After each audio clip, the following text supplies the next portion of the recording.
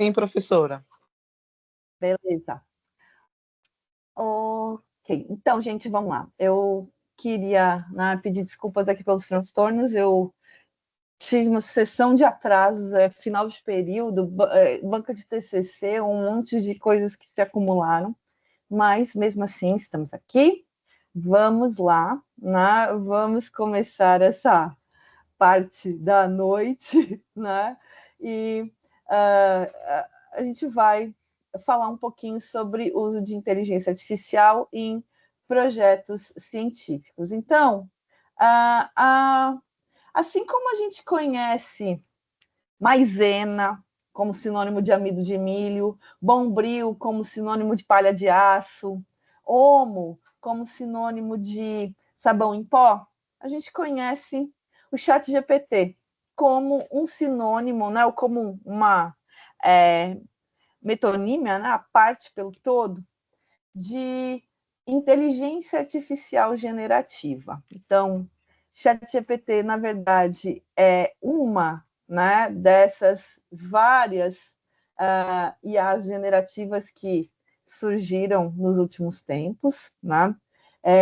Elas estão já integradas na nossa vida, então, integradas de uma maneira consciente ou inconsciente, né?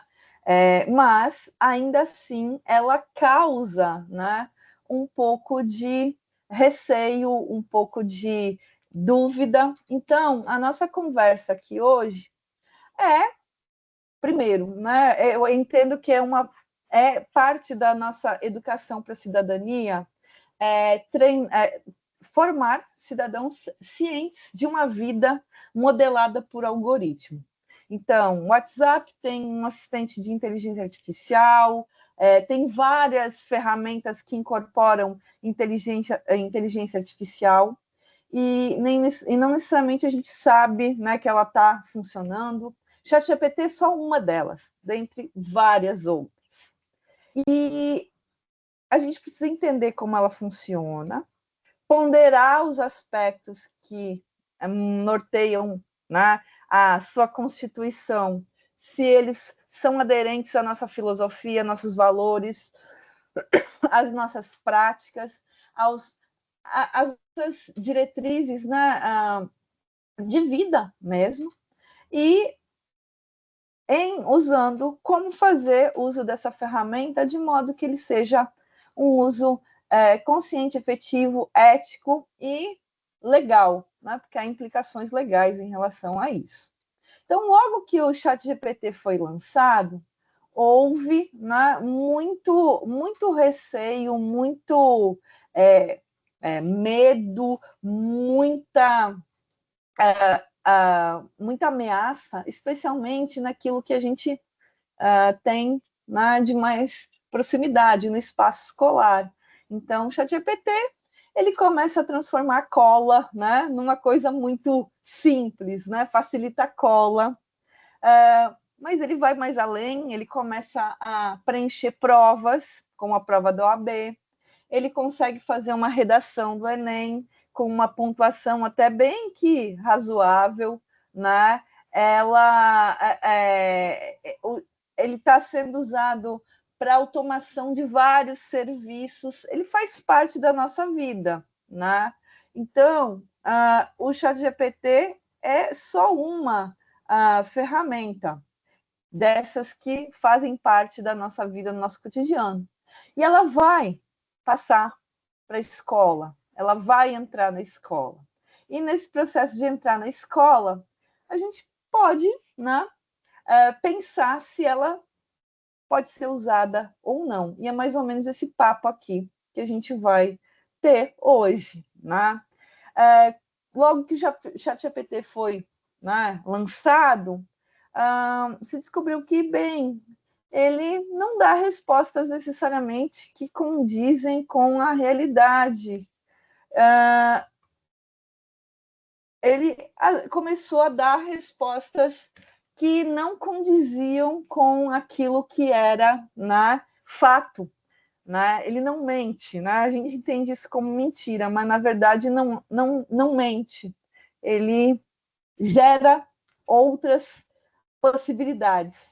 Então, quando ele começou a ameaçar profissões, quando ele começou a dar respostas que não condiziam com os fatos, ele começou a ameaçar. E a nossa primeira reação foi banir. Não vamos usar o ChatGPT. Nossa, isso é uma ameaça.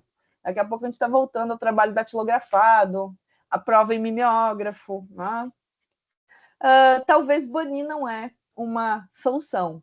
A gente tem, né, uma inteligência artificial que é resultado de muito trabalho de várias equipes, né, desde a parte de infraestrutura, software, hardware, até a parte de arquitetura, né, visão computacional, a parte de linguística, que é uma parte com a qual eu trabalho já há muito tempo.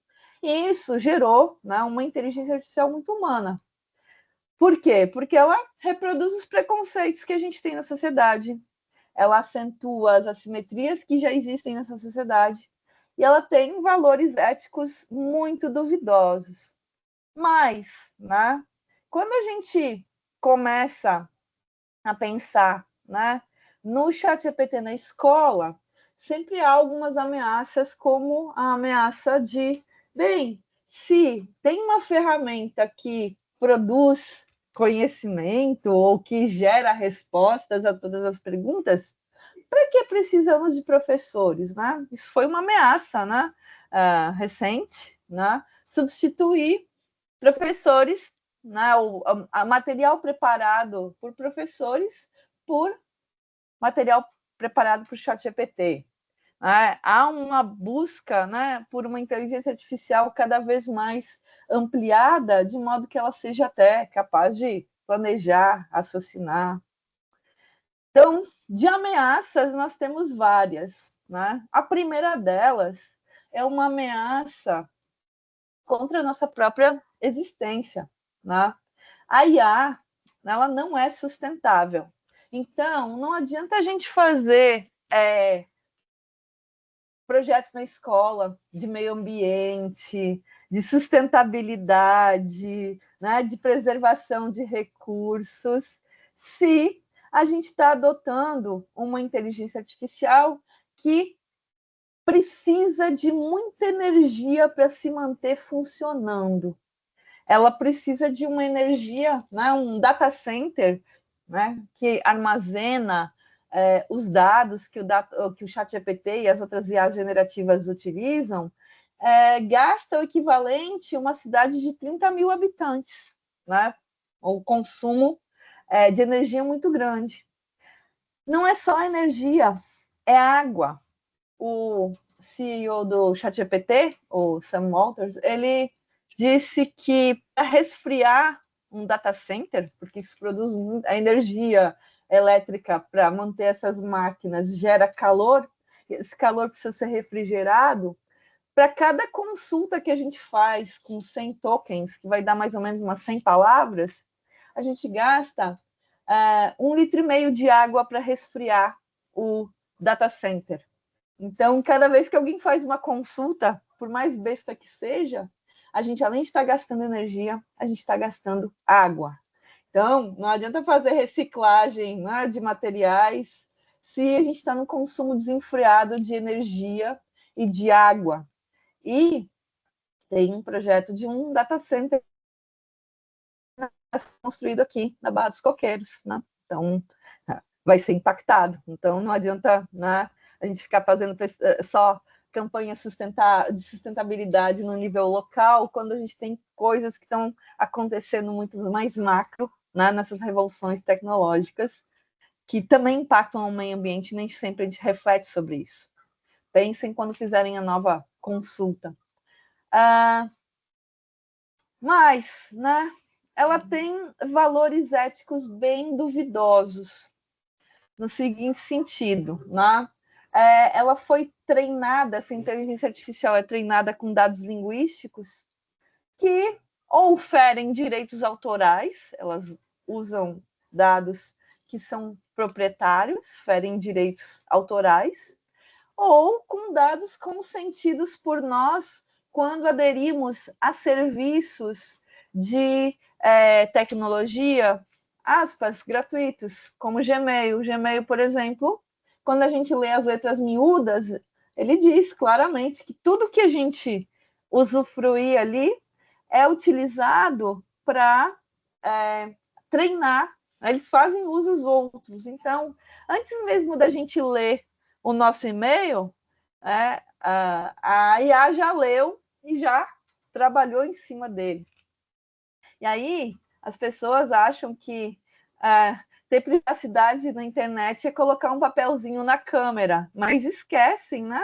Que assinaram várias contas gratuitas, como Facebook, Instagram, WhatsApp, Gmail, todas essas contas que são gratuitas, elas cobram com o que a gente tem de mais precioso, os dados anotados que nós fornecemos para elas. Né? Então, a gente tem opção? Tem. A gente pode dizer que não quer, né?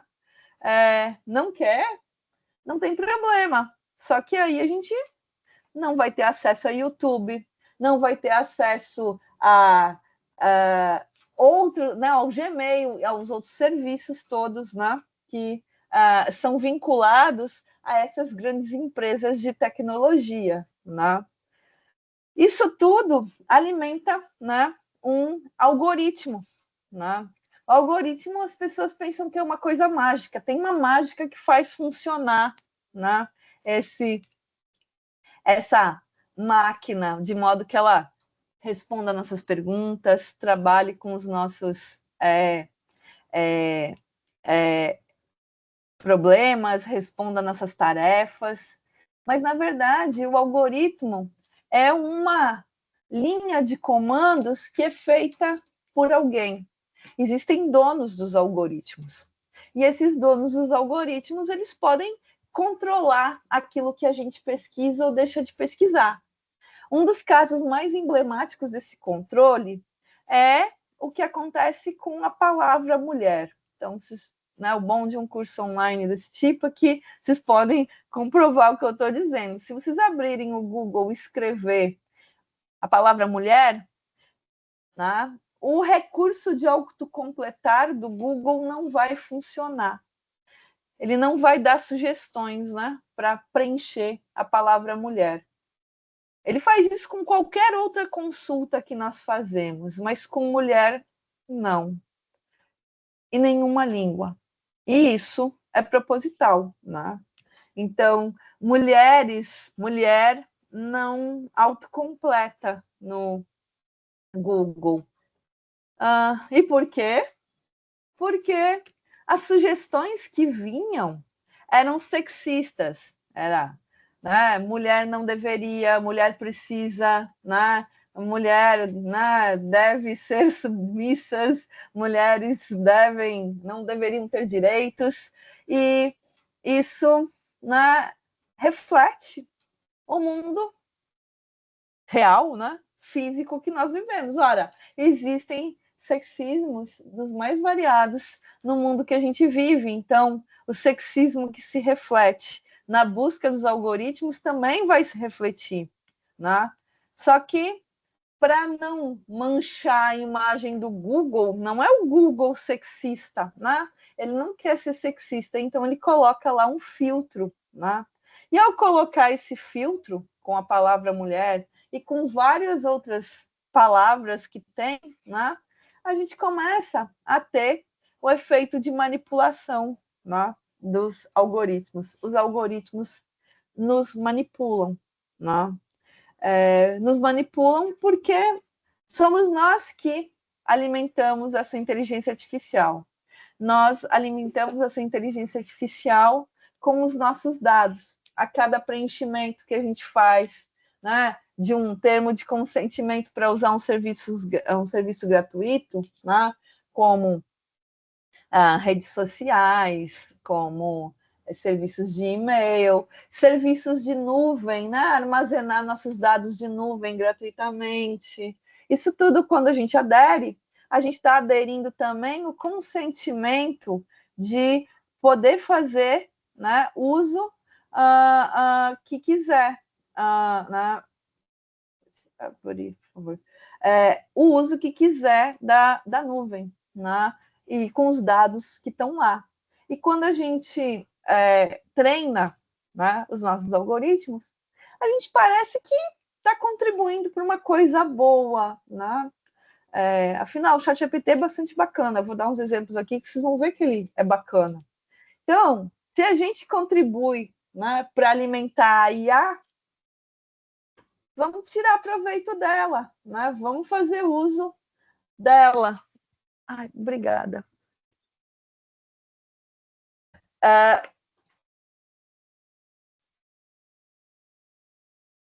Tirar proveito da IA. Já que a gente alimenta a IA com nossos dados, esses dados são usados para o treino, aí a gente começa a descobrir que também, para usar todo o potencial da IA generativa, a gente precisa de um cartão de crédito. Né? Não tem nada de graça. Né? Eu tenho que colocar dados de cobrança para poder usufruir daquilo tudo que foi desenvolvido a partir da minha colaboração com os meus dados oferecidos lá para armazenamento de nuvem, e-mail, o meu treino lá nos usos de algoritmos de imagem. Né? Então, tem alguns serviços, né, que são muito legais. Por exemplo, eu adoro chat com PDF, só que, né, eu posso usar 3 PDFs, né, depois eu tenho que pagar. Né? Tem muita coisa que pode ser feita e que tem que pagar. Né? Inclusive, há vários cursos vendendo por aí, né, como escrever um artigo científico com o ChatGPT. Né? Como fazer um TCC com o ChatGPT. Tem vários. Né? E aí a gente começa a pensar, né, no que vai acontecer, né, com a gente. Olha, se eu tenho um ChatGPT que já faz a minha pesquisa, por que a gente vai desenvolver pesquisa? Né? Se já tem a máquina que faz. E aí que eu falei, né, que a gente precisa conhecer como funciona para avaliar os nossos princípios, né, e para ver se a gente coaduna com esses princípios. Então, o ChatGPT, ele até consegue fazer muita coisa. Né? Agora, se as coisas vão ser feitas por ChatGPT, né, qual é a moral de eu fazer pesquisa na escola? Então, existem dilemas que têm a ver com as nossas filosofias de vida, com as nossas perspectivas de currículo e educação. Então, de que adianta eu falar de sustentabilidade, de valores, né? Se isso entra em confronto com o uso da tecnologia. Então, nós temos que ter ciência, né, desse valor, né, que guia nossas práticas. A gente tem que ter ciência que os algoritmos são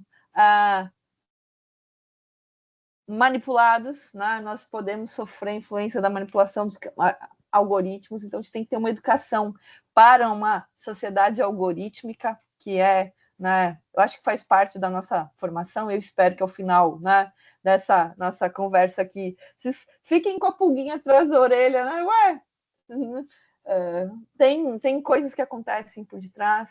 Então, nessa perspectiva, né, a gente precisa aceitar, né, nesse momento, que esse modelo de IA que tem, um ponto que chegou, ele é irreversível. Não dá para parar.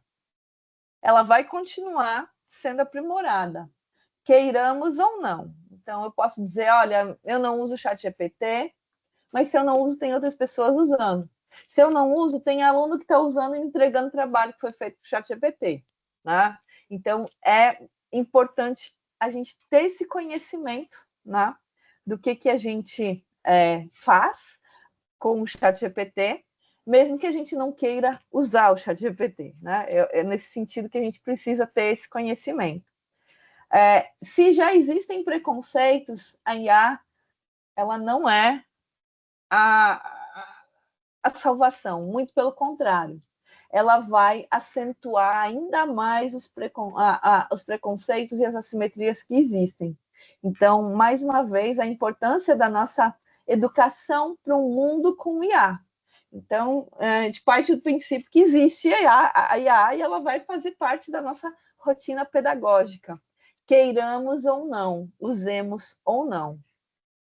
Mas, ao mesmo tempo, na ciência, ela ajuda, ela tem um potencial muito positivo, na medida que ela é bastante eficiente na tradução, então ela nos oferece um aporte de outras línguas, ler coisas de outras línguas, interagir com culturas, né, de outras línguas, e ela também é muito útil nas nossas práticas e organizações de escrita acadêmica, né? Então, eu gosto de uma metáfora, né, que talvez o horário vocês até briguem comigo, né? Mas eu gosto de pensar que IA é como salsicha, né? Salsicha rende um cachorro quente legal, né? É gostoso, salva a pátria, aquele almoço assim, macarrão com salsicha, né? Mas quando a gente descobre como a salsicha é feita, aí a gente já olha com outros olhos. Então, minha proposta aqui é ensinar a receita da salsicha da IA para vocês avaliarem se ela serve ou não serve e se ela, né, se aplica ou não, né, ou como tirar proveito da salsicha. Então, assim, eu sei que salsicha é cheia de aditivo, eu sei que salsicha é cheia de corante, que a carne na salsicha é aquela coisa lá, carne mecanicamente separada, que é subproduto e tal. Mas eu também sei que às vezes ela salva o lanche, o almoço, e que às vezes ela até é gostosa, apesar da porcaria toda que é colocada lá dentro. Então, o segredo da IA, como da salsicha, é uma construção chamada de Large Language Models, né? A sigla LLM, ela aparece muito quando a gente está trabalhando com IA, né? Ela é um equivalente em português, a tradução mais precisa é modelo de língua em larga escala. Então, o que é um LLM? Né? É um conjunto de dados muito, muito, muito, muito, muito grande. Quando eu falo muito, muito, muito, muito grande, ele é na faixa de bilhões de palavras. E esses dados todinhos, né, foram coletados sem passar por comitê de ética, sem respeitar direitos autorais, né? E com um viés de representação bastante restritivo. Nem sempre ele nem sempre é um viés que contempla a diversidade. Então, ele geralmente é de variedade escrita, de grandes centros, deixa as regiões periféricas de fora. Então, isso tem impactos naquilo que a gente vai ter de produto ao final. Então,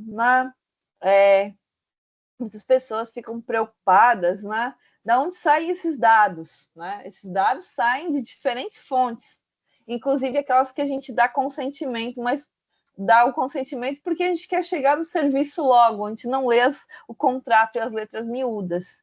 Voltem lá nos termos de consentimento do uso do Gmail gratuito, do Facebook, Instagram, TikTok.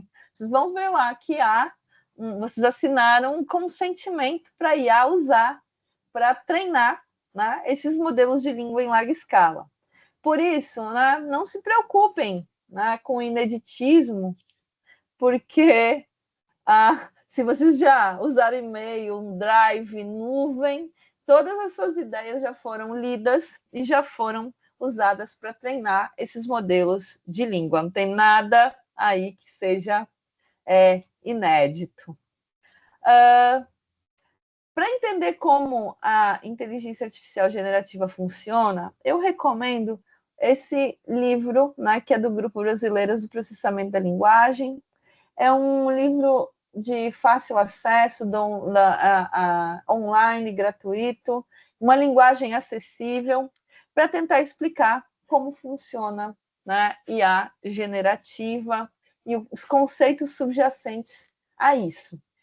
Numa educação, né, para uma sociedade algorítmica, nós temos, né, que conhecer como funciona para poder, né, nos orientar e conduzir melhor os nossos trabalhos.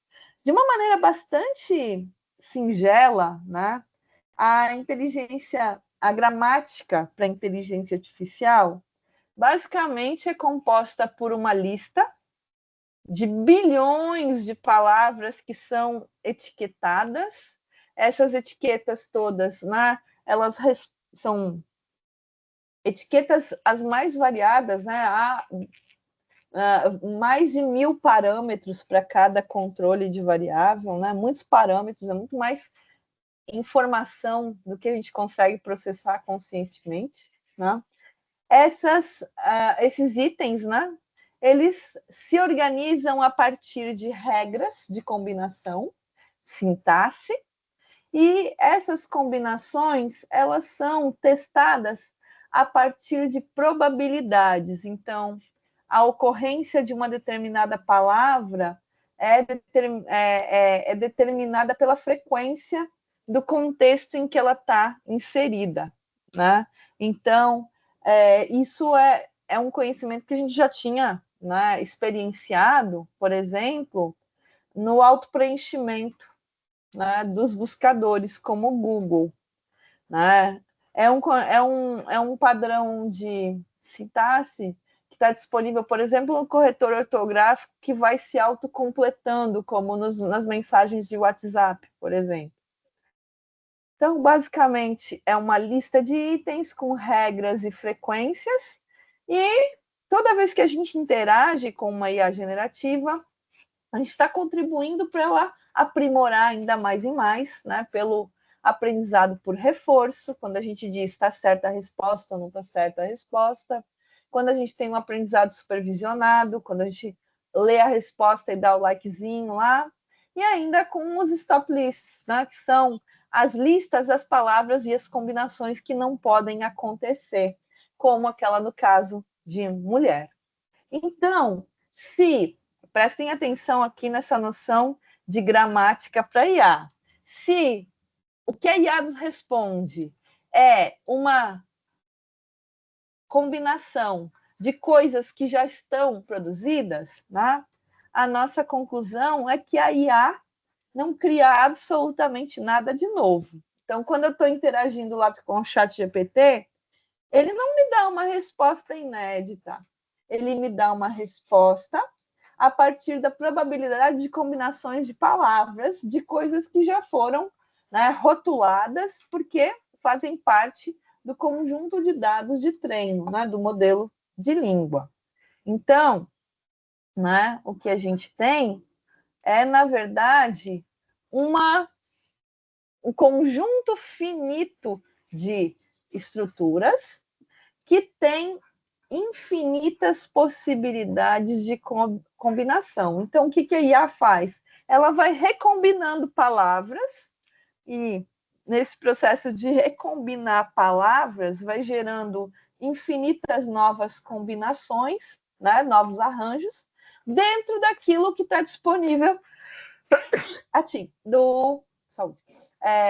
no modelo de linguagem que tem. Então, é como assim, olha, eu tenho, né, 3 camisas, 3 bermudas e 2 bonés, e eu vou recombinando,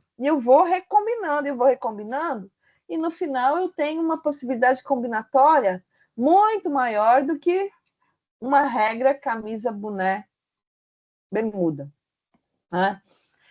Ela lida com combinações. Então, se a IA, né, é resultado de combinações novas de itens que já existem, a gente começa a ter um questionamento assim, sobre o que é a ideia de autoria, né? Quem é que é o dono da ideia, qual é a autoria da ideia, e plágio, né? O que é plágio, o que não é plágio, né? O que é cópia, o que não é cópia. Isso é particularmente importante nesse momento. Eu tenho uma posição bem radical em alguns aspectos em relação, né, à autoria. né? A questão do plágio também, em tempos de inteligência artificial generativa, né? E então, frequentemente, né, as pessoas alegam, mas aí a generativa, ela faz plágio, né? E a maneira de se detectar plágio, né, é achar a fonte literal. E quem faz isso é um detector de plágio. Então,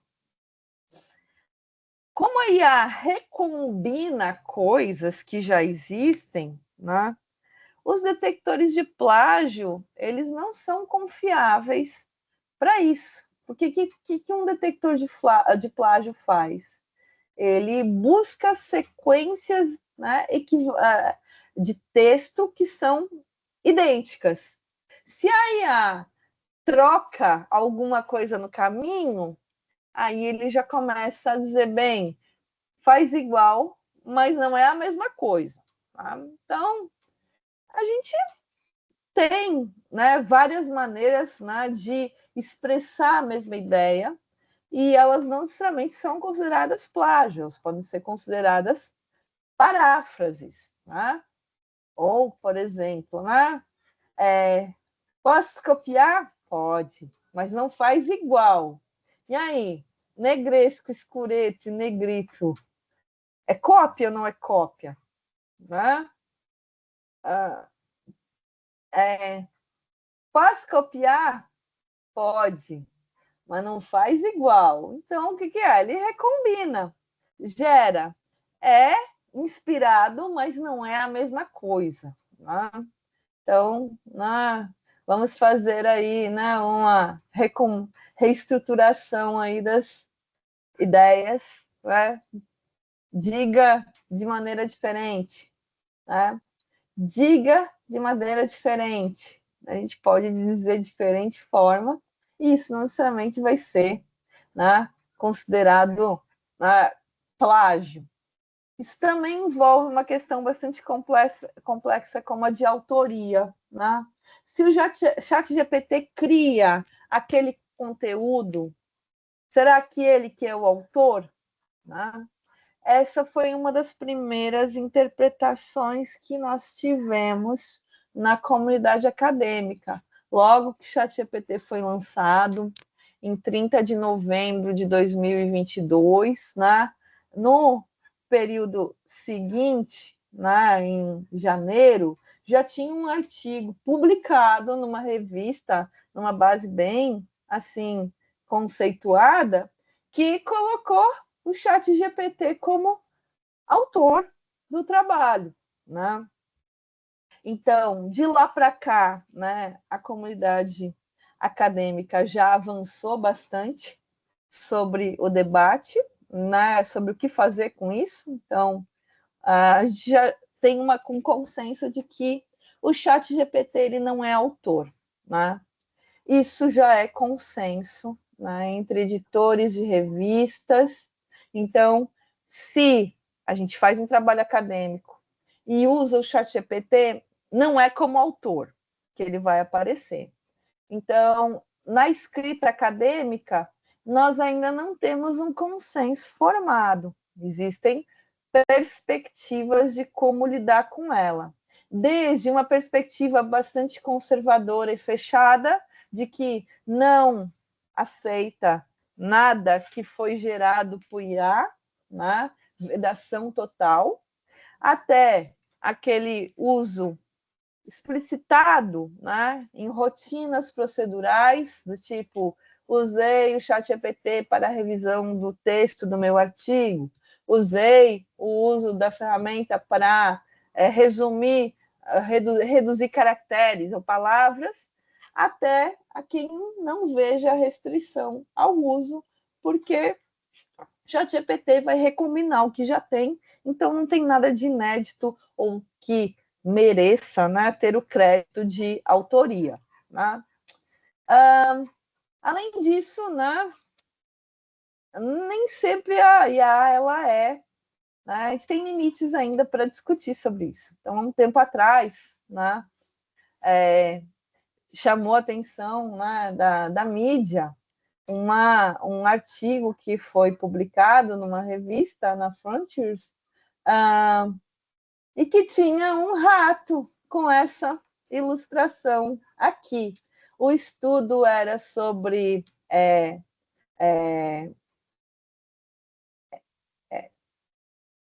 ele lidava com espermatozoides que eram retirados lá de um testículo do rato, e a IA, né, não disseram que foi IA, estava lá uma ilustração no artigo que era essa. Eu vi que tem gente da biologia aí, né?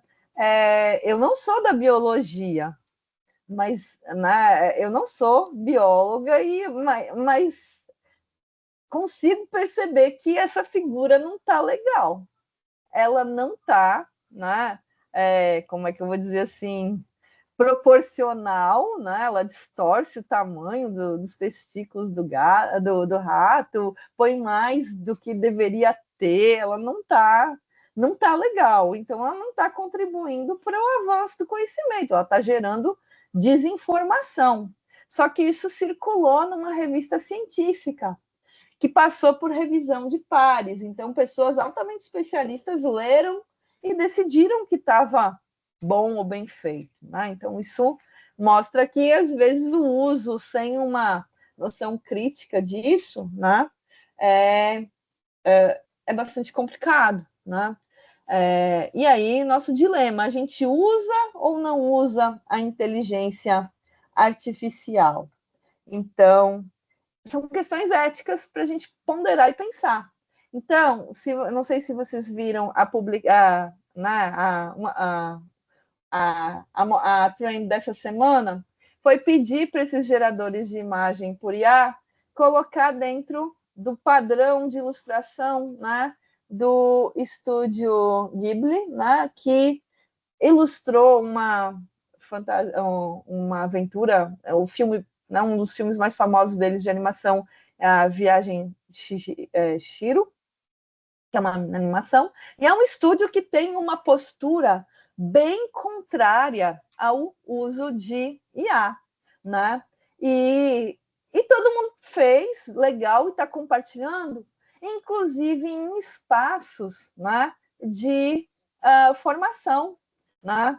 Em um momento que a gente deveria valorizar a autoria local, por exemplo, ou dar crédito aos autores, ou pelo menos respeitar a vontade do estúdio.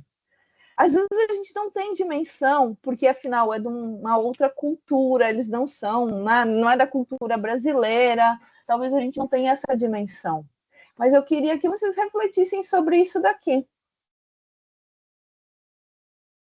Vocês reconhecem?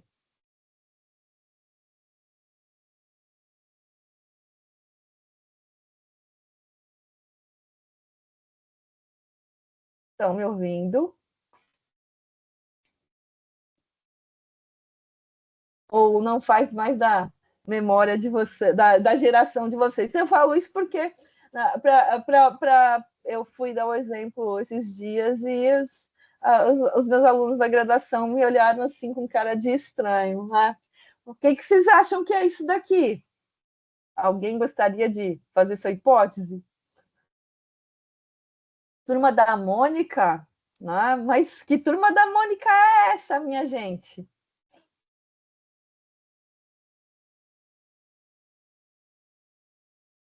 Olha, o Cebolinha o Cascão com a roupa do Cebolinha, né? Trocou as figurinhas, a Mônica com o cabelo da Magali. E olha, assim, né? O Cebolinha, né? Aspas, fala errado, né? Então ele apanhou, aprendeu a estrutura, né?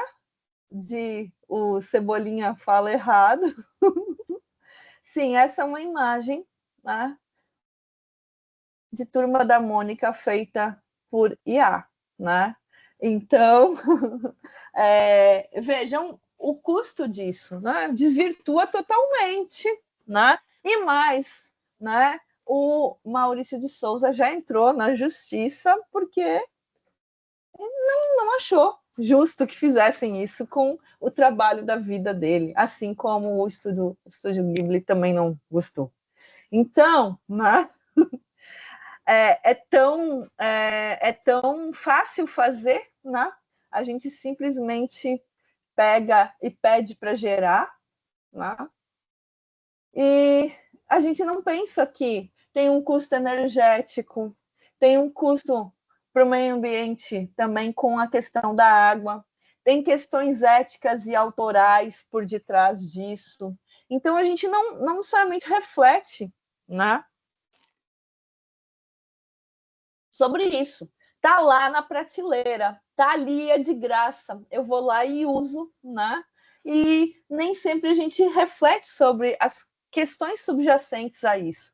E às vezes a gente se pega na contradição. Então a gente trabalha tanto, né? Por exemplo, nas aulas de língua portuguesa para valorizar tradições locais, mas às vezes aí a gente esquece, né? E usa a IA que está ali à disposição e ela vai lá e usa, né, a ideia de outros. Então, a gente precisa de uma educação para uma sociedade algorítmica, né, que vai usar a IA. A IA ela está aí para ser usada, né? Então, a gente precisa discutir as implicações éticas disso, né? Nem tudo que eu quero eu posso, nem tudo que eu posso eu devo, né? Nem tudo que eu devo eu quero, né? A melhor questão, né? A melhor maneira de explicar a ética para mim é essa, né? Então, há várias questões com IA que são muito sensíveis. Por exemplo, né? Eu não consegui, eu ainda estou preparando isso, porque isso é diretamente na minha área e vendo como a gente pode trabalhar com termos de divulgação. A IA generativa de texto, a gente ainda tem um certo filtro, controle e distanciamento. Mas a IA generativa, nas variedades de língua que tem mais suporte linguístico, no inglês, no português a gente não tem condições de fazer isso ainda, mas no inglês eles já têm, a IA generativa consegue produzir voz. E as pessoas não conseguem distinguir de ouvido o que é uma voz gerada por IA, ou uma fala em áudio gerada por IA, de uma fala em áudio que é humana. Porque na nossa ideia, a máquina tem uma fala, né, de IA muito metalizada, né? A gente pensa sempre que a nossa ideia de que fala de IA é meio que mecanizada, metalizada, né? Com traços que a gente vai identificar, mas não, ela consegue reproduzir parâmetros, né, com um grau de fidedignidade muito grande que humanos não conseguem distinguir. E a gente não tem, né, a gente não sabe se está recebendo uma gravação de uma pessoa ou de uma IA. Existem mais usos, né?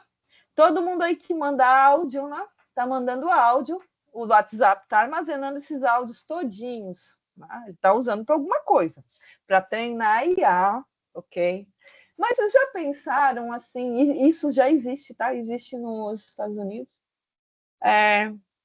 Vocês já pensaram? A gente está numa vida, né, de IA. Toda a nossa vida está registrada na IA, seja pelas fotos, pelas mensagens, pelos áudios, pelos vídeos, pelos nudes, por tudo. Imaginem assim, todo mundo não, né? Tem pessoas que gostariam de conversar com pessoas que já se foram, coisas mal resolvidas, ouvir um conselho, uma palavra amiga. E se tivesse uma IA que nos permitisse conversar com aquela pessoa que partiu? Essa IA existe. Essa IA é alimentada com aquilo que fica de memorial nosso, né? Então ela consegue, né? Ela consegue aprender o padrão daquela pessoa e responder como se fosse hoje, né? Isso é, no mínimo, né, antiético, porque a gente não perguntou se a pessoa não perguntou em vida se a pessoa permitia que se fizesse isso na pós-vida dela, né? Porque agora a gente tem uma pós-vida. A IA vai continuar usando os nossos dados na nossa pós-vida. E eu não estou falando de espiritualidade, eu estou falando de algoritmos. Então a gente precisa de uma IA, a gente precisa de uma educação para IA na nossa sociedade. E é nosso papel na escola fazer isso também. E uma maneira de fazer esse processo todo é usar, né, usar a IA como ferramenta da pesquisa para a gente avaliar criticamente, né, os efeitos dela nisso.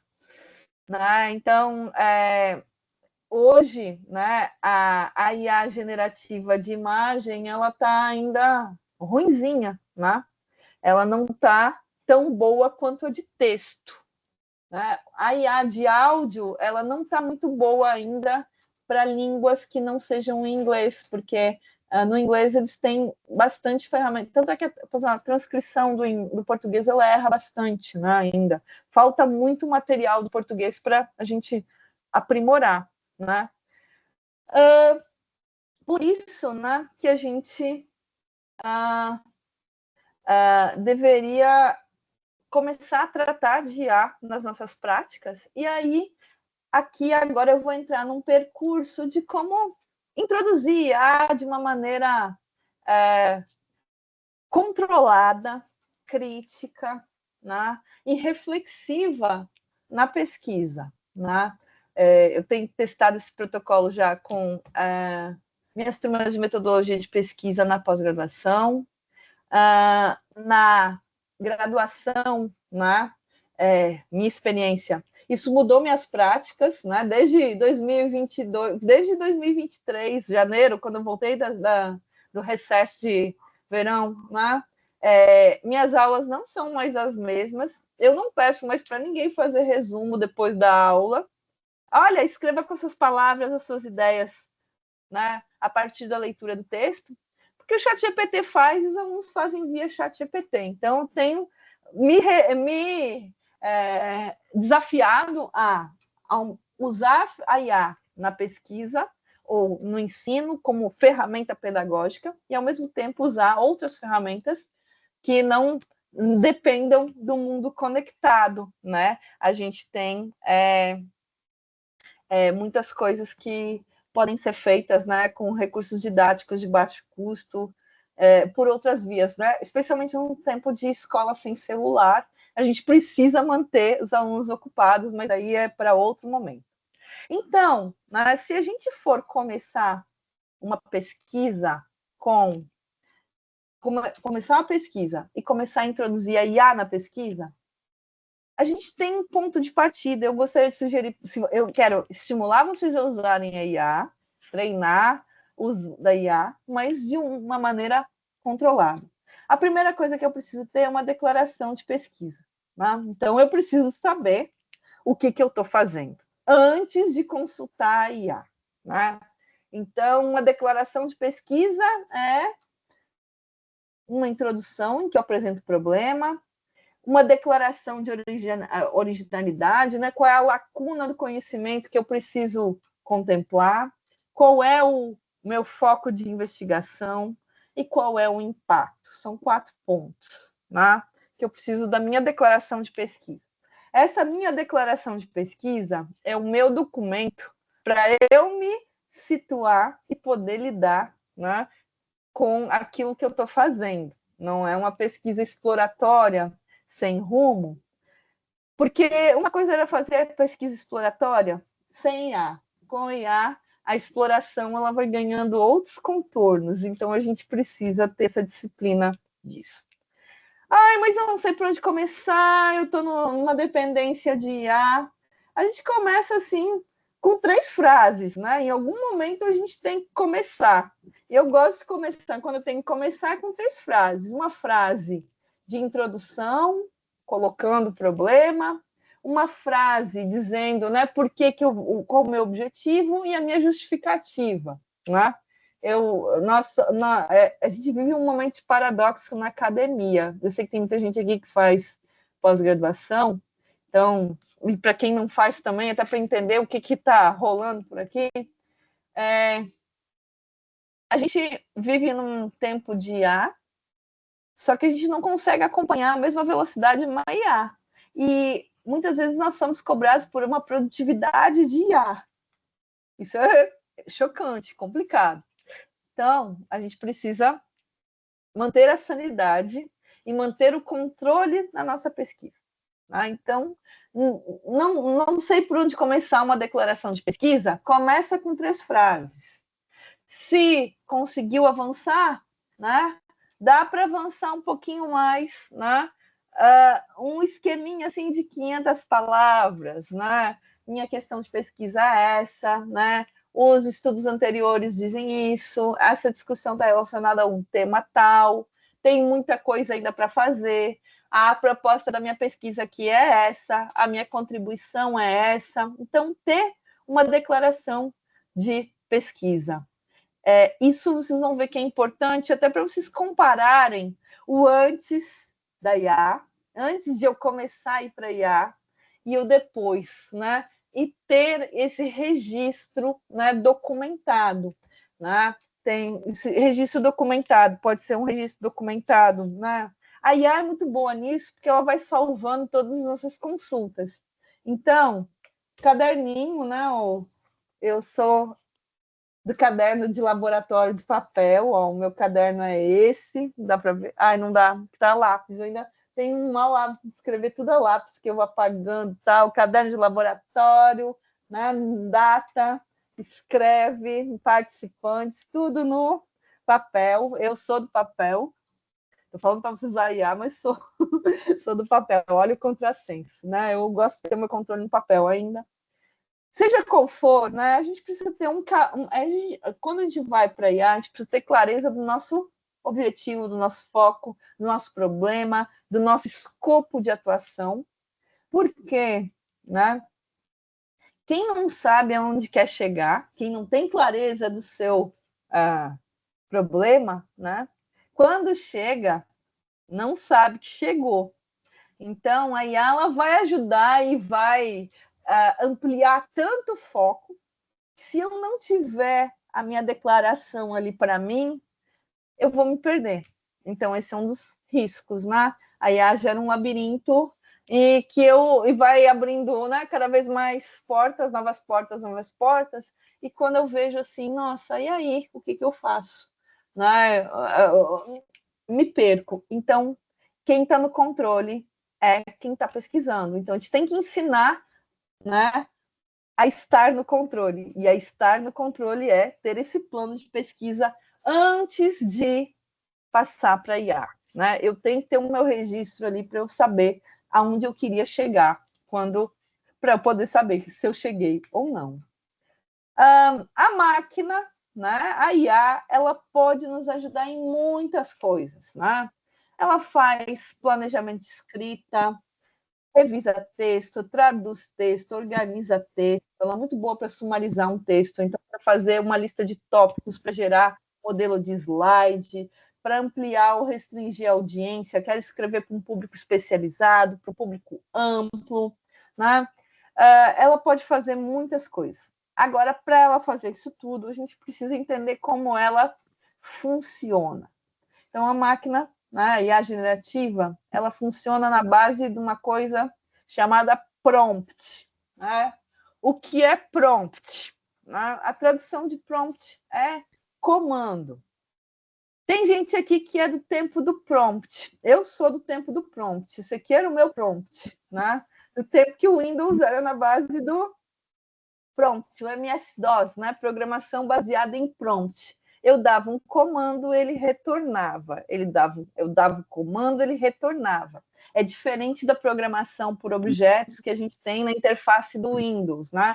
Quando a gente pega, clica e arrasta no mouse, na verdade a gente está fazendo graficamente, né, fisicamente uma movimentação que num plano de fundo, né, é todo explicitado em prompt. Então, o prompt, né, é um processo, né, na IA generativa em que eu vou, né, ter as minhas ideias, aquelas que eu vou ter que registrar lá no meu plano de pesquisa, minha declaração de pesquisa.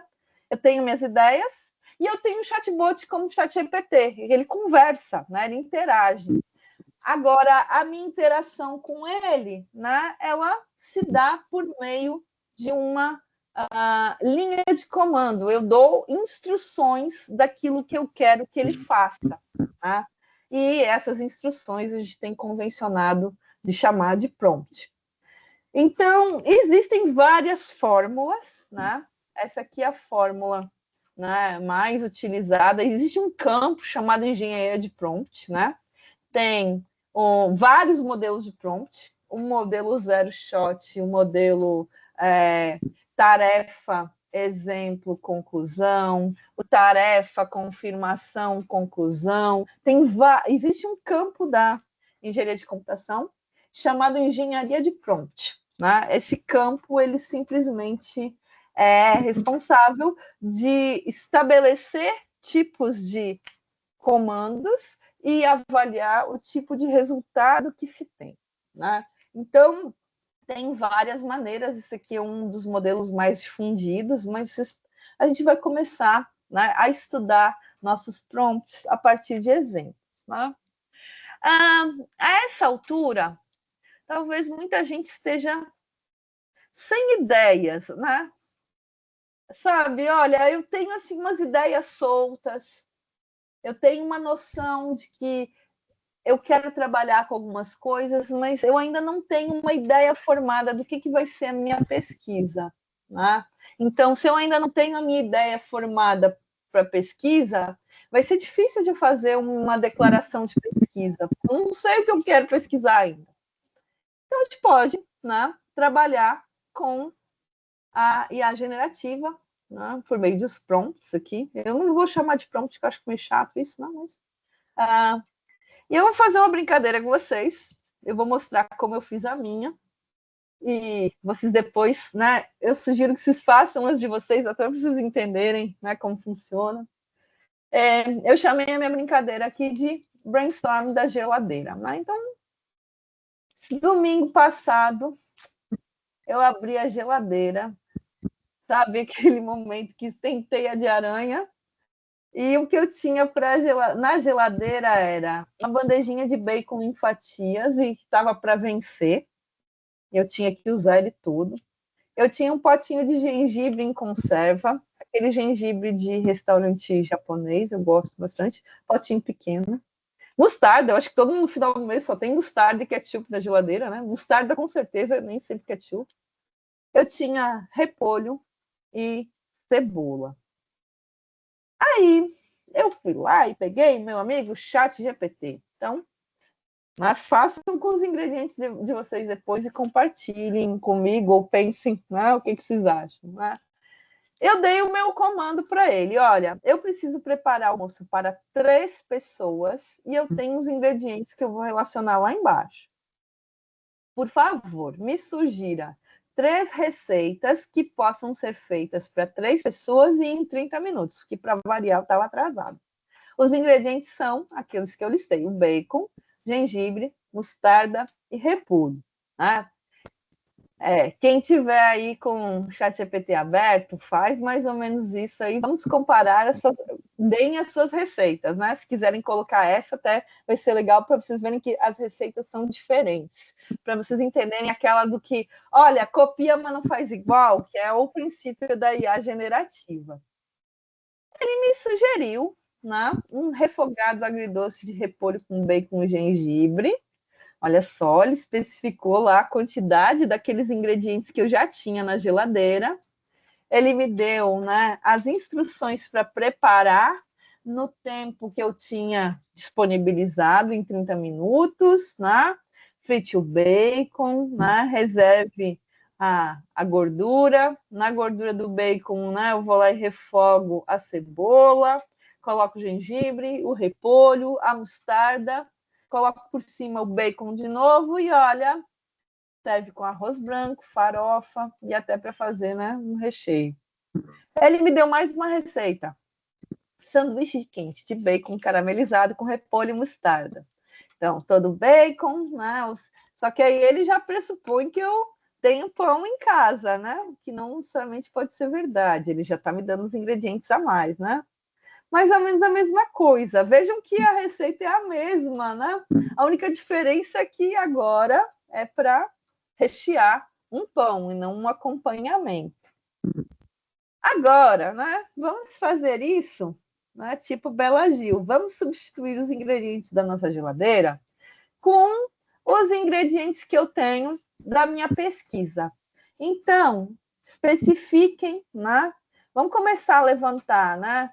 Os temas de interesse, as teorias, né? Autores, comunidades, grupos, né? E especificar, né, o tempo de execução, volume de trabalho. Eu fiz isso com um conteúdo, né? Eu primeiro pedi para ele me dizer qual a relação entre sistemas, prefixos no português brasileiro, processamento da leitura, consciência morfológica, estudantes universitários. Eu trabalho com estudantes universitários. Então, assim, minha sugestão é levantem temas e especifiquem. Vejam, eu estou dando um assunto específico, alguns domínios de conhecimento e meu perfil. E ele fez. Olha só, bonitinho. Ele explicou o que são prefixos no português brasileiro, né? Buscando relações com a leitura. Ele explicou o que é processamento de leitura. Ele explicou o que é consciência morfológica. Tá? E aí, né, e qual é a relação da consciência morfológica com a leitura. E aí depois ele, né, mostrou a relação entre prefixos, consciência morfológica e estudantes, né, de universitários. Então, ele resumiu para mim como os aspectos se articulam, né? E aí ele chega a uma definição do tipo: prefixos e a consciência morfológica são recursos linguísticos que auxiliam no processamento da leitura, especialmente em situações de leitura complexa, como aquelas que são enfrentadas por estudantes universitários em seus cursos superiores. Essa relação sugere que trabalhar a consciência morfológica, né, focando, entre outros, no reconhecimento de prefixos, pode ser uma estratégia didática e de pesquisa relevante para aprimorar a compreensão no contexto de leitura no contexto universitário.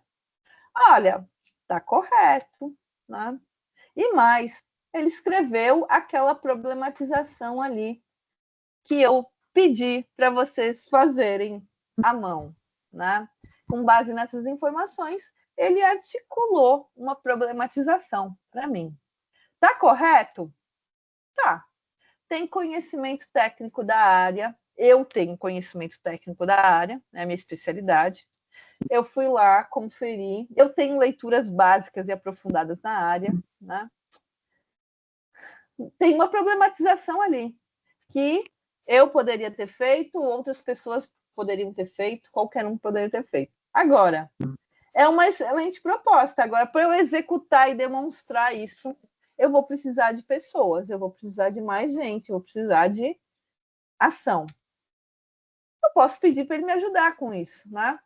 Eu preciso escrever uma problematização em até 15 páginas, em 2 meses, né? Eu queria explorar os aspectos, qual é a possibilidade de estruturar o texto, né? O tema. Prefixos, né? Ele vai lá e ele fez uma estrutura de tudo que eu deveria escrever. Então, assim, se eu já tenho conhecimento organizado, aquele me possibilita estruturar o texto, né? Mas vejam, ele só está estruturando, ele não está escrevendo o TCC todo, né? A definição, né? A problematização, os objetivos e, né, a metodologia, e aí ele começa a travar um pouquinho, né? Os resultados, ele coloca tudo que eu tenho que escrever num TCC. Então, assim, ele faz TCC? Não faz. Ele consegue ver relações? Até consegue. Ele consegue fazer uma estrutura de texto? Consegue. Agora, ele não escreve o TCC todo? né? Ele não faz a pesquisa toda. Principalmente, ele não faz nada de campo, né? Agora, como um roteiro, ele faz um bom roteiro. Ele é um roteiro bastante útil, é um guia bastante interessante para eu conduzir uma abordagem, né? Eu pedi para ele fazer um plano de ação. Como eu executo isso em 2 meses? Olha, ele me dá tarefas, né, semana a semana, para que ao final dos 2 meses, né, eu consiga executar, ter tudo aquilo executado. Então, assim, como organizador de um plano de ação, ele é bastante bacana. Ó, levantamento bibliográfico, né, estrutura e rascunho, depois redigir as sessões, né, refinar a problematização, né, definir metodologia, fazer a revisão, né, a semana 7, né, fazer as considerações, finalizar as sessões, fazer uma revisão final e entregar no final da 8ª semana. Como estruturador de atividades, ele é bastante eficiente. Agora, né, né, a gente pode estruturar aquela pesquisa, aquele da geladeira, né, pegando uma habilidade da BNCC. Né? Então, eu não vou compartilhar com vocês, eu vou deixar isso para vocês como tarefa, porque ele gerou para mim 3 possibilidades, são muito longas e ia ficar muito chato ficar copiando e colando. A ideia é que vocês comecem a testar com as habilidades de cada especificidade, né? Então, uma estrutura de prompt, né, para construir um brainstorm dessa pesquisa da educação básica, para quem ainda está tateando o tema, selecionar da BNCC uma habilidade, qual é a habilidade que vocês querem trabalhar, definir temas, por exemplo, assim, olha, tem uma habilidade, já vou mostrar, né, a habilidade, as turmas, né, e o tempo disponível para executar isso. Então, por exemplo, né, eu escolhi, né, a habilidade do ensino fundamental, né, de língua portuguesa, reconhecer prefixos e sufixos na formação de palavras derivadas de substantivos, de adjetivos e de verbos, utilizando-os para compreender palavras e para formar novas palavras. Então, e eu quero que seja trabalhado na aula de língua portuguesa e geografia, porque eu trabalhei isso na minha disciplina de língua portuguesa 1, que é quem fez graduação em letras deve saber que é morfossintaxe, né? Basicamente trabalhar com morfossintaxe. E eu trabalhei, né, associada a um projeto que eu coordenei na Semana de Ciência e Tecnologia, Línguas e Biomas, e com questões, né, então envolveu muito questão de geografia, especialmente geografia sergipana. Por exemplo, os gentílicos das cidades de Sergipe, a o glossário, os termos dos ecossistemas e assim por diante. Eu fiz isso com alunos de graduação. Mas dá para adaptar isso para turmas de 7º e 8º ano, né? E eu tenho 4 meses para execução. O meu prompt foi mais ou menos isso. Tá? E eu joguei isso no chat GPT. Deixa eu ver uma coisa aqui. Só um pouquinho.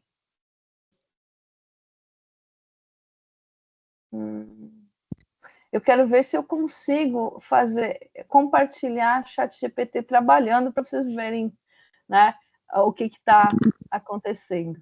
Só um pouquinho. Ah, hum,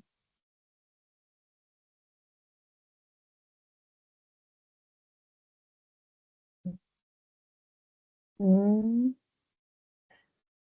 aqui. Cadê meu prompt? Está aqui.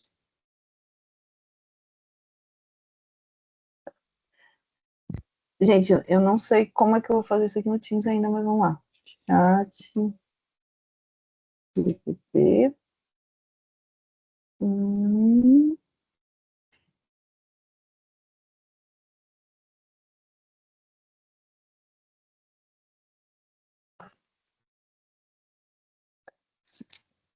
Eu interromper esse compartilhamento. Aceitar todos os cookies. Enquanto eu vou fazendo isso, alguém tem alguém já usou o ChatGPT nesse estilo aqui? Já fez essas questões? Já tentou usar para esse tipo de coisa? Tem alguma experiência que queira compartilhar do seu resultado?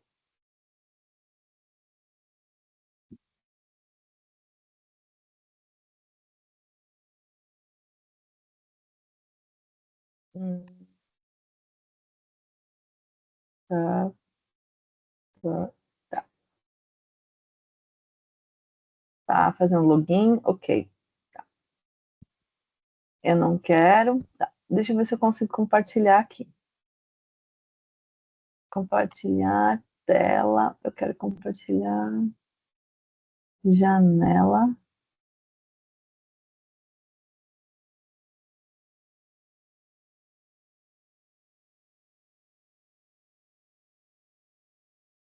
Ah, tem que alterar preferências do sistema. Não, não vai dar. Não, eu não vou conseguir compartilhar, gente. O que eu faço? Não, pera, não tem problema. Eu vou copiar e cancelar aqui.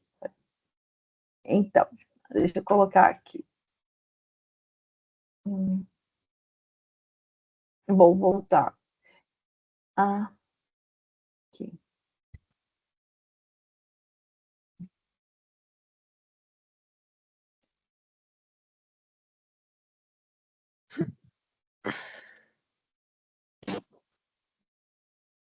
Copiar. Deixa eu colocar agora.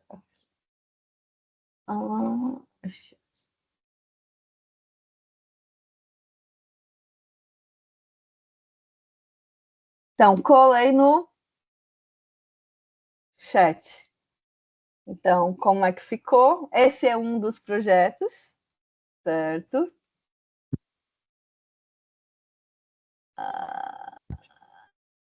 Que ele sugeriu. E eu vou colar o outro. E ele é o outro projeto aqui. Ótimo, com base. Ele me deu duas possibilidades, né? E aqui. Então, ele tem, assim, ele buscou outras habilidades, né? Se vocês observarem aqui pelo que eu coloquei no chat, né? Ele buscou outras habilidades relacionadas com a mesma temática, mas pela geografia, coisa que eu não tinha pedido, né? Estabeleceu né, várias coisas para fazer, né? Só que são ações, né? São sugestões. A partir disso, a gente tem ideias de como estruturar, né? De como começar a trabalhar com isso. Então, assim, quem diz, eu não sei nem por onde começar, o ChatGPT ajuda a começar. E ele está bastante né, eficiente nesse aspecto. Ele dá uma ideia. Agora, nem tudo é execuível, nem tudo é execuível dentro da minha realidade e nem tudo é do meu interesse em executar. Agora, que ele dá um monte de ideias, dá. Né? Daí cabe a nós né, avaliar o que a gente acha né, dos resultados né, e o que é que eles podem né, como é que eles podem usufruir, né? Como é que eles podem nos ajudar a ir além. Não quer dizer que a gente vai executar aquilo que o ChatGPT sugeriu, mas ele é um ponto de partida e eu acho que é um ponto de partida bastante eficiente. Assim, ele consegue dar uma abordagem bem diversificada de atividades e a partir disso eu já posso começar a utilizar.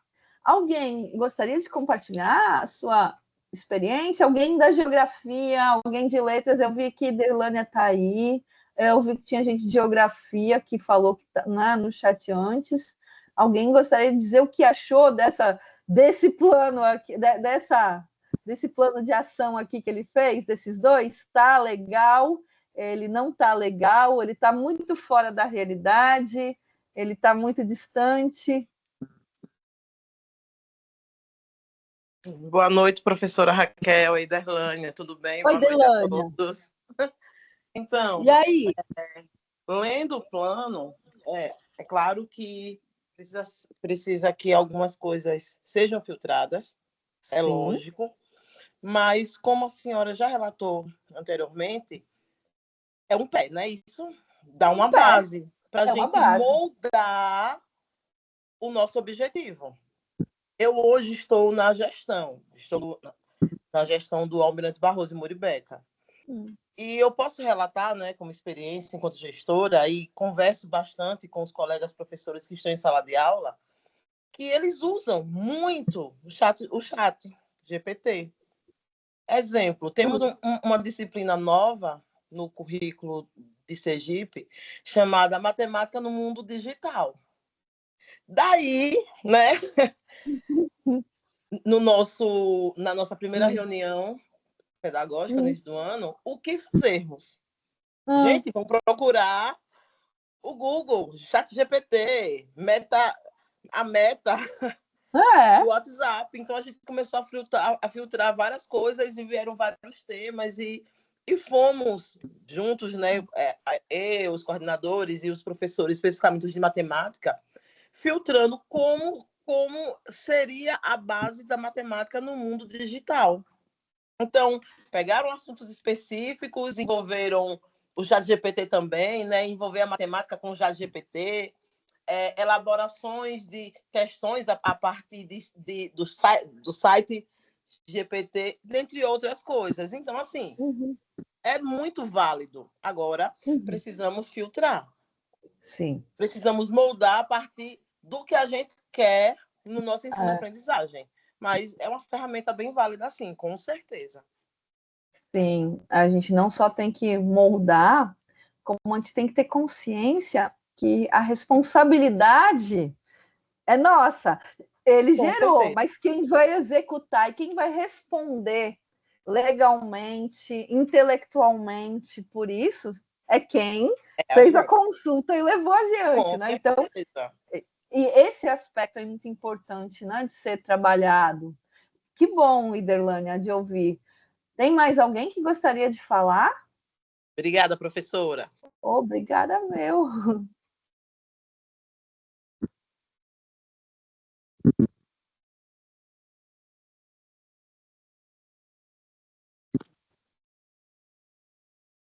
Alguém quer falar? Pode pegar o microfone, abrir o microfone e falar.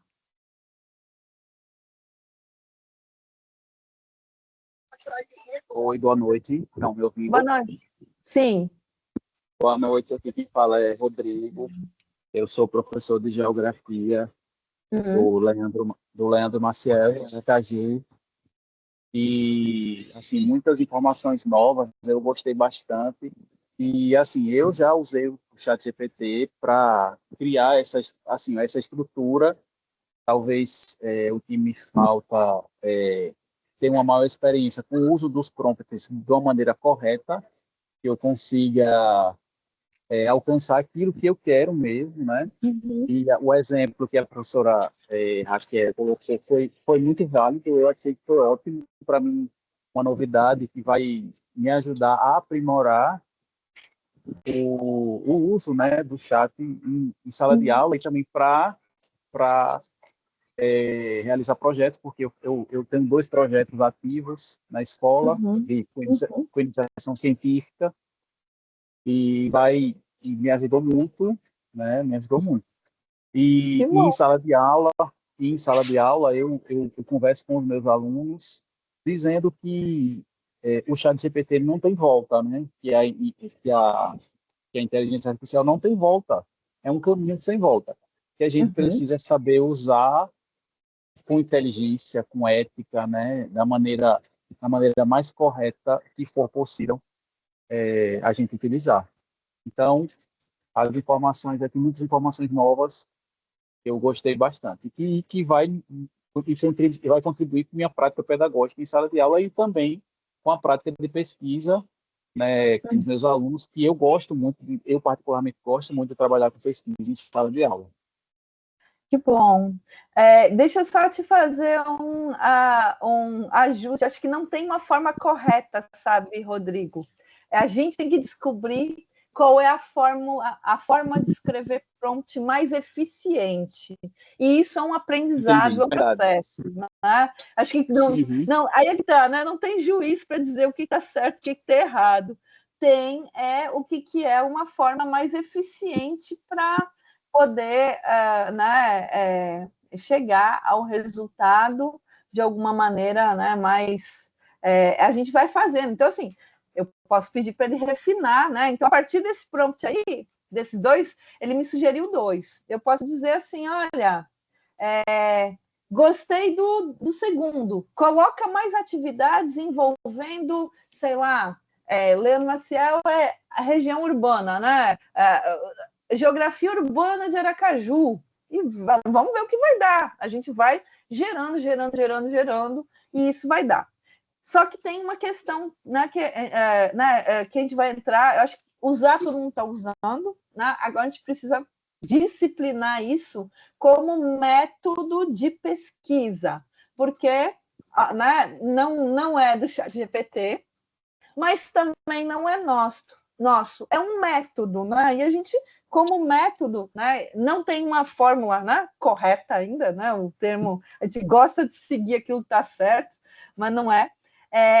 Não existe uma fórmula correta, mas a gente está num processo de formação de consensos. Então, uma formação de consenso é que a gente precisa, né, estabelecer um protocolo, ou seja, como é que eu fiz para chegar até esse ponto com o ChatGPT, né? É nessa direção que as experiências têm sido conduzidas. Tem mais alguém que gostaria de falar?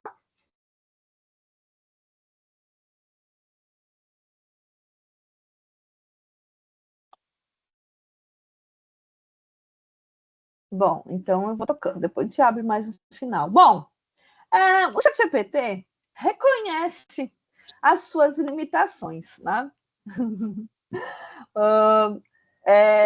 As pessoas têm usado, né? Então, assim, outra coisa, né? Ele tem sido usado, né? E a gente precisa falar às claras que ele tem sido usado. O problema é que nem sempre as pessoas falam às claras, né? Que usaram o ChatGPT, e a gente descobre isso pelas pistas que ele deixa, né? E aqui são só 2 exemplos, né, dessas pistas que ele deixou, né, que são 2 artigos que provavelmente, né, a minha explicação, né, tentando só, eu acredito que não eu acredito na boa-fé das pessoas, então eu não acho que foi uma fraude, como gostam de dizer, ou que a pessoa mandou o ChatGPT fazer todo o artigo. Eu acredito muito mais, até pelo nome das pessoas que estão ali nos artigos, né? Pessoas que não têm o inglês como primeira língua, escreveram o texto na sua língua materna, pediram para ele gerar o resumo, a versão traduzida via ChatGPT, e no meio dessa tradução ele deixou ali uma marca dele, né? E a marca especificamente dele olha, me desculpa, mas eu não tenho acesso, né, a informações médico-pacientes, ele está se preservando. Eu sou só um modelo de linguagem, ele é muito humilde em se reconhecer, né? Então, assim, primeiro prompt, o que mais eu posso fazer, né? Eu posso pedir para ele ajustar. Eu posso avaliar as inconsistências e pedir para ele corrigir, né? Porque a gente tem que ter em mente duas coisas. Primeiro, o ChatGPT não é autor e ele não tem responsabilidade pelo conteúdo. Então, vocês imaginem, por exemplo, que vamos pegar ali o caso da Turma da Mônica. Alguém usou o ChatGPT para gerar lá uma tirinha estilo Turma da Mônica. e saiu publicando por aí, dizendo que isso é Turma da Mônica. E depois, né, o estúdio Maurício de Souza resolveu processar. E processou. E a pessoa vai dizer, ai, mas não fui eu, foi o ChatGPT. A justiça, né, e aí tem a lei de direitos autorais, vai dizer que o ChatGPT não é entidade civil, né? Ele não responde, não é entidade personalíssima, ele não é pessoa. Responde legalmente pelo que o ChatGPT fez, a pessoa que fez a consulta e compartilhou. Então, a gente tem que ter consciência disso e avaliar muito criticamente. Né? O ChatGPT, ele alucina. Né? A alucinação é quando ele começa a gerar informações que são muito parecidas com algo que poderia ter sido feito, mas não é verdade. Ele é muito bom assim de inventar referência bibliográfica que até faz sentido, mas que não existe na prática, né? Porque ele pega combinações, gera, mas não existe, né? Então, esse é um processo de brainstorm que ele pode ser usado para delinear uma problematização de pesquisa, mas ele precisa ser disciplinado. E eu preciso depois, né, relatar na minha metodologia o modo como eu cheguei a essa ideia, né? Dizer o que eu fiz de uso do ChatGPT para chegar àquela ideia final. Isso envolve questões de responsabilidade legal e ética, né? E princípios. Então, né, está sendo usado na escola, está sendo usado na pesquisa, que bom. Eu acho que é para ser usado, né? A despeito lá do custo energético dele. Mas a gente precisa também, né, estabelecer responsabilidades e rotinas para reportar esses usos. Tá? O que mais a IA pode fazer? Né? Ela é muito boa para organização de informações. Ela é muito boa para resumir, parafrasear, descrever, detalhar. Ela dá um up no texto, né? Ela ajuda a aprimorar a escrita, ela ajuda a explicar conteúdos de outra maneira, fazer um ajuste de público, né? Público especialista, não especialista, né? Ela pode ajudar em muitos aspectos nisso. Mas ela não pode substituir, né? Manda para o ChatGPT que ele melhora o texto. Ele melhora o texto, mas a gente também tem que trabalhar ele como uma ferramenta de autoestudo, né? Então, por exemplo, né?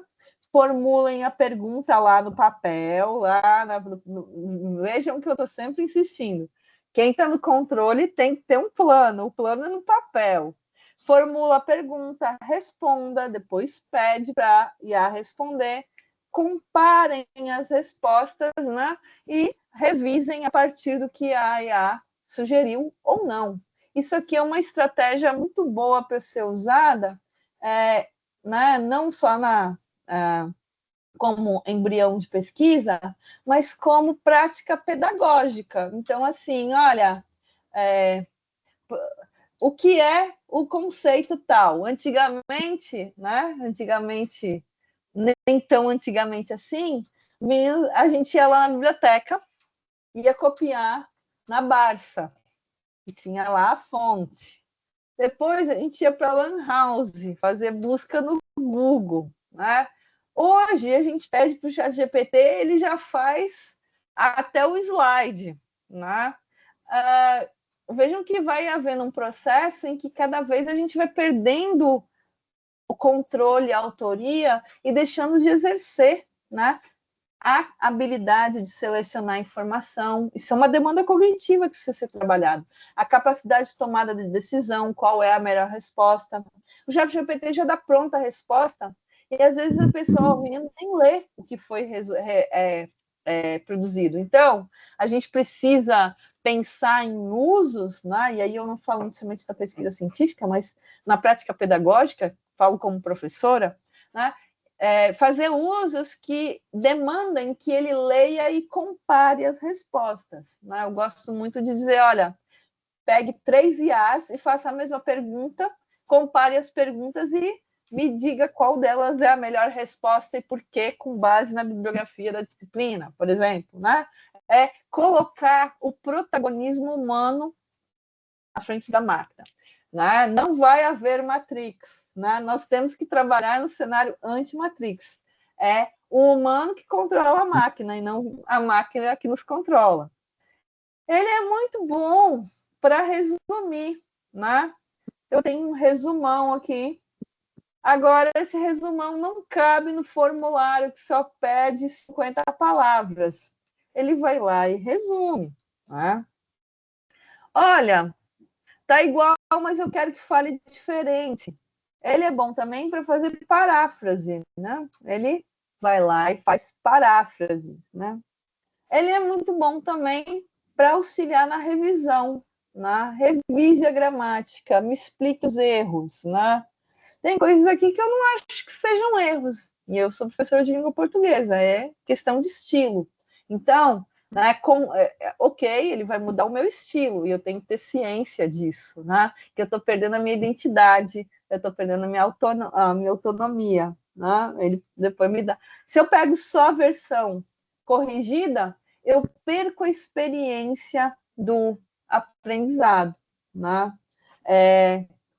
Tem várias, né, aplicações de ChatGPT, Consensus, o CitAI, tem várias aplicações que elas são muito boas para ajudar na revisão da literatura, né? Uma das que eu gosto bastante é o Connected Papers. Não sei se vocês... Essa é uma... ela não é IA generativa, mas ela ajuda na pesquisa quando a gente usa para ele achar mais referências em relação a um tema que eu estou tendo dificuldade, né? A gente pode usar essas questões, né? Ele pode ajudar a ampliar o repertório, né? Eu posso ampliar o repertório de textos que podem me dar base, né? Olha, só achei 3, mas ele vai mostrando. É uma ferramenta paga também, mas tem um número de consultas que a gente pode ficar ali no de grátis, né? A gente trabalha, faz 5 contas do Google para ter acesso gratuito. Ou, né, quem puder, ou quem a escola tiver orçamento para pagar, vale a pena pagar, né? Eu acho que é uma maneira de decidir como é que vai investir o recurso. Gente, você não tem ideia do que é a IA generativa para corrigir códigos de programação e fórmulas de programação. Eu já passei, eu trabalho muito com estudo, eu faço programação das minhas análises, né, em linguagem Python ou linguagem R, alguma linguagem de programação. E, às vezes, a gente põe um ponto e vírgula onde era para ser uma vírgula, ou uma letra maiúscula onde era para ser uma letra minúscula. A gente humano não percebe. Eu já passei um fim de semana brigando com o computador, ele dizendo que não ia rodar porque tinha um erro, dizendo que tinha um erro, não ia rodar. Eu olhava e eu não enxergava. Se eu pegar o meu código que tem erro e disser, ChatGPT, acha o erro, ele vai achar em um estalo de dedos, né? Coisa que o meu olho humano não consegue pegar, né? Tem uma outra IA que eu adoro o DataVis, tá? Gosto muito de trabalhar a visualização de dados. Mas quem não é tão chegado em DataVis, né? Ou não sabe nem não sabe nem por onde começar a fazer um gráfico, eu recomendo fortemente essa IA aqui, o Július.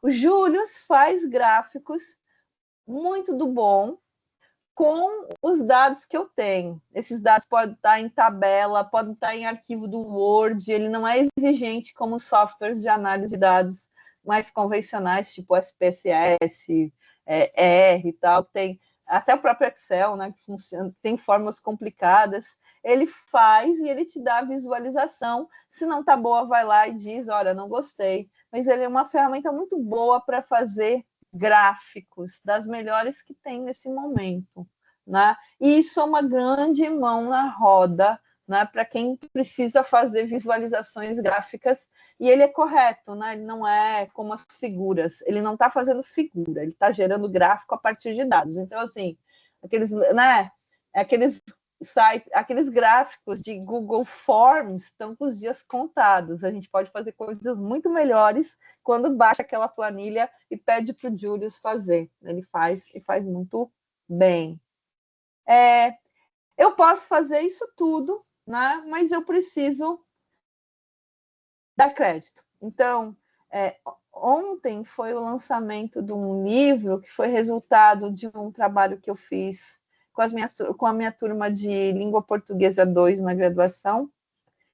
Envolve IA. Eu vou colocar o link aqui. Quem tiver interesse, vale a pena dar uma olhadinha, né? Ele envolve IA, ele envolve um projeto de lei, que é a lei que institui linguagem simples.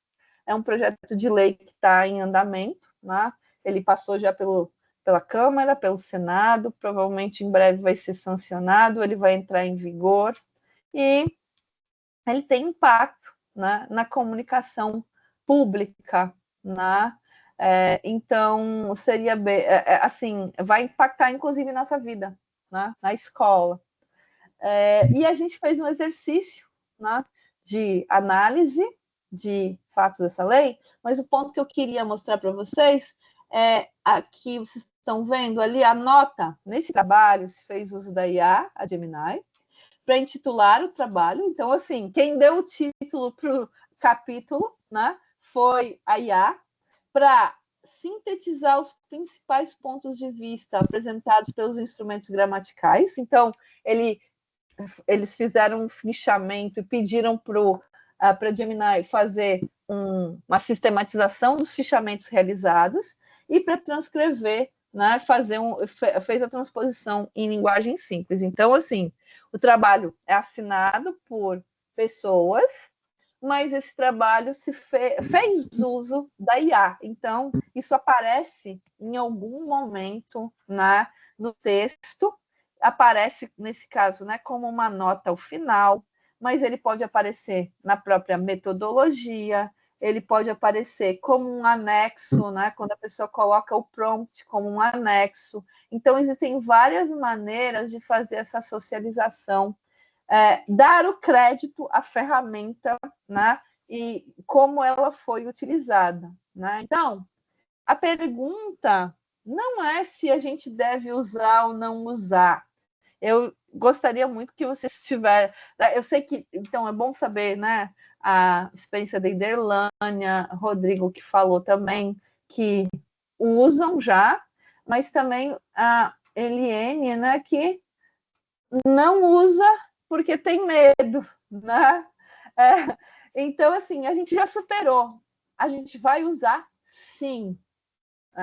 Então, a gente vai usar, e em algum momento a gente tem que dizer que usou. Isso é a nossa responsabilidade ética, isso é o nosso compromisso autoral.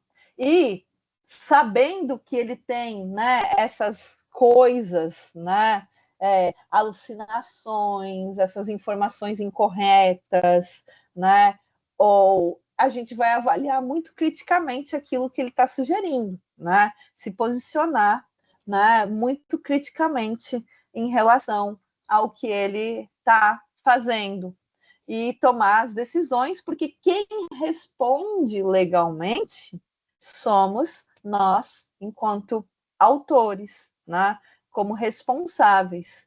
E fazer esse uso, né, na educação básica é importante para chamar para a responsabilidade, né? O que estamos fazendo? Existem várias coisas que, né? Eu estou falando aqui do uso de IA na pesquisa, mas vocês já devem ter ouvido falar dos usos de deepfake, né? Eu pego a foto de uma pessoa e coloco no corpo de outra, né? Tem ocorrido vários casos disso em termos de abuso, assédio, né? nos próprios exemplos que a gente tem aí de comercial, mídia, né? De usar, né, a imagem, como vocês disseram, né, a imagem da Elis Regina num comercial junto com a filha dela, o que não faz sentido. Vejam que isso dá, né, um bug, né? Como é que mãe e filha vão estar juntas se a mãe, né, faleceu quando a filha era pequena, né? Aí, que bom, teve gente que viu pelo lado positivo, mas a gente também tem que ver pelo lado, né? Puxa, será que ela gostaria? Será que nessa altura da vida o relacionamento delas estaria tão bom que isso seria autêntico? Não. Então, são várias questões que derivam que a gente precisa trabalhar para uma formação, né, crítica, uma educação para um mundo de algoritmos. Nós somos modelados por algoritmos. E sim, tem também quem faz uso, né, e não diz, né? É o que eu chamo de artigo com cheiro de A, né? A pessoa não disse que usou. Ele sempre está bem bonitinho, né? Ele tem alguns padrões linguísticos, eu trabalho com isso, a gente identifica os padrões linguísticos ali, né? Tem sempre uma mesma estruturinha, tem essas figuras bizarras, às vezes a pessoa esquece a marca lá de ChatGPT. O problema não é usar, a gente tem que deixar bem claro aqui, ó, o problema não é usar, o problema é não dizer que usou, né? Esse é o problema, é deixar as pessoas acreditarem que um humano está tendo uma capacidade sobre-humana, a capacidade de uma máquina, e a gente sabe que não é bem assim. Isso faz parte de uma formação ética, né? Então, o que a gente precisa fazer, né? A gente tem que ler e ler com criticidade. Então, lembrando, a IA é baseada em modelos de língua em larga escala, e isso significa dizer que o que ela está me entregando é uma combinação de coisas que ela já conhece. Então, ela não cria nada de novo. Então, não tem autenticidade, né? Não tem, como é que eu vou dizer, originalidade, né? É uma reapresentação, é um reuso, né? Então, ela não vai fazer nada de novo, né? Ela não vai criar nada original. Ao mesmo tempo, os detectores de plágio têm muita dificuldade de pegar essa escrita por conta exatamente disso, né? Ela é uma combinação, então fica difícil de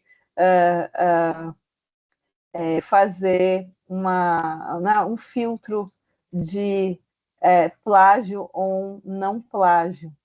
É muito interessante usar, né? Ela tem várias facetas, então a gente vai continuar usando. E a gente tem que disciplinar esse uso, estabelecer rotinas, né? Uma delas é a especificidade do prompt. Então, gerei isso com esse prompt, né? E esse produto, ele tá, né? Ele foi criado sob minha supervisão, com o meu com a minha chancela humana por detrás disso, né? Isso é importante ficar explicitado, né? A responsabilidade no final cai sobre a gente. E sempre, né, conhecer como funciona é importante, saber que é recombinação, porque isso é importante para desenvolver, né, o senso crítico. E nesse momento avisa, né? Usou, avisa. Esse texto fez uso de IA nessa parte, né? Isso dá para fazer de várias formas, desde ter uma sessão na metodologia até uma nota, né, simples ou uma nota grande, né? A gente só não pode deixar as pessoas acreditarem que foi meio que nós fizemos. Então, era mais ou menos isso que eu tinha para falar para vocês, né? Todos aqui estamos aprendendo, eu espero, né? E as dúvidas são naturais, parte do processo, os medos e os desafios também, mas eu acho que a gente pode conseguir, né, muitas coisas A gente tem conseguido avançar em muitas coisas com isso, né? Ela nos dá outras possibilidades que não necessariamente aquelas que a gente já estava habituada a pensar. E é isso, gente. Queria ouvir mais vocês. Alguém tem alguma pergunta, comentário, quer socializar, experiência, né? Desafios, né? Então, a gente está ainda em tempo, né, de preparar trabalhos para a Cienarte. Façam lá o brainstorm da geladeira com a BNCC, né? Para ver o que vai dar, se isso pode ser, né? O que isso sugere de temática, né? O que sugere de abordagem. Avaliem, quem sabe sai alguma ideia nova, né? Alguma nova combinação de ideias, né? Que possa ajudar a implementar na aula, na prática de pesquisa. E vamos ter uma Cienarte com mais IA. No passado já teve, né? A IA não precisa ser o foco, né? A IA é ferramenta, né? Ela ajudou a fazer, ela entra lá numa metodologiazinha.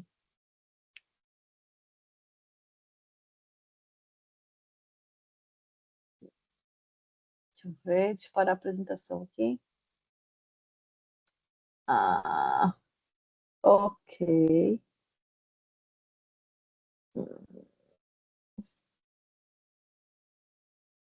Alguém tem pergunta? Alguém tem comentário?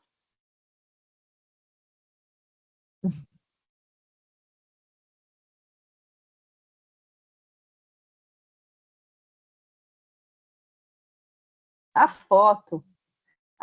Então, gente, vamos fazer a foto. Ô, Zélia, eu não sei colocar todo mundo em tela.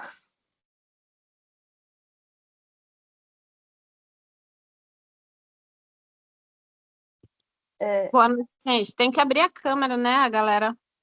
Gente, tem que abrir a câmera. Eu fiquei falando para as paredes. Olha, no Zoom é melhor para abrir a câmera. No Teams eu ainda estou me habituando aqui, mas eu estou de câmera aberta. Quem vai abrir a câmera? É Teams, não é Tinder, não, Raquel. Tinder é um aplicativo de paquera. Olha, mas já é quinta.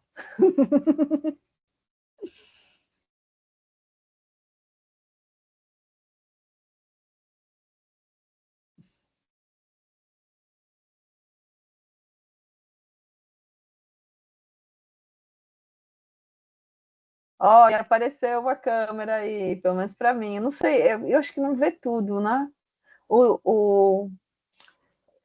Quantos ficam na câmera, Zélia?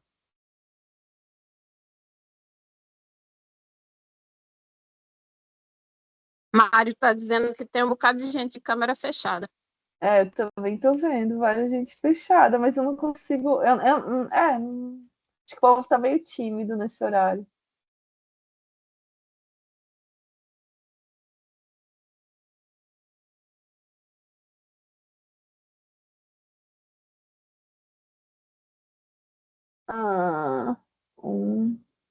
Olha, Marta, Clara, quem mais? Guilherme com câmera aberta, Maria Eliene, Daniela. Deixa eu ver, vou fazer. Peraí, vamos ver. Eu tô tentando tirar uns prints aqui, porque eu não sou boa dessas coisas aqui, não. Peraí, tem que tirar foto.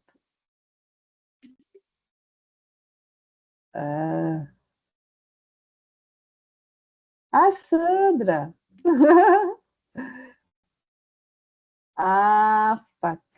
Patrícia. Matheus. Deixa eu tirar. Tô quase tirando tudo. Calma, gente. O meu aqui não é muito bom. Pessoal, abre a câmera que Mário conseguiu. Aparecia todo mundo atrás do muro aqui, não entendi nada. Aí ele conseguiu configurar. Nem me pergunte. Ele conseguiu configurar. Agora o pessoal tem que abrir a câmera. Pessoal, abre a câmera aí para gente fazer uma fotinho aí de sem IA. Ou depois te passa IA para dar uma corrigidinha aí na maquiagem.